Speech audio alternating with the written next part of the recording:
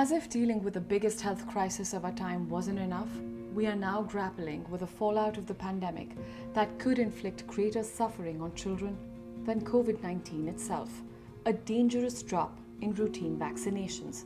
There's been an alarming decline in vaccination rates around the world in the last few months. COVID-19 has severely disrupted vaccination services in over 60 countries. Many parents have fears of being exposed to the virus at clinics. Others can't access vaccination services because of lockdowns and transport interruptions. Health workers are finding it hard to do their jobs because of movement restrictions and lack of protective equipment. In just the first 4 months of 2020, there was a substantial drop in the number of children completing the doses of the vaccine against diphtheria, tetanus, and pertussis. The pandemic is worsening already tenuous vaccine rates.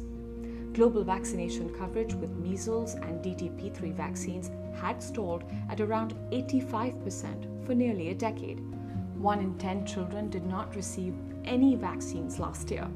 The likelihood that a child born today will be fully vaccinated with all the globally recommended vaccines by the time she reaches the age of 5 is less than 20%. If vaccination programs don't resume urgently, we would be trading one health crisis for another. Let's not forget that vaccines can be delivered safely even during the pandemic by following hygiene and physical distancing recommendations and by providing protective equipment to health workers. Vaccines are one of the most powerful tools in the history of public health. They are safe, effective, and life-saving. We must come together to make sure every child is vaccinated. Vaccines work.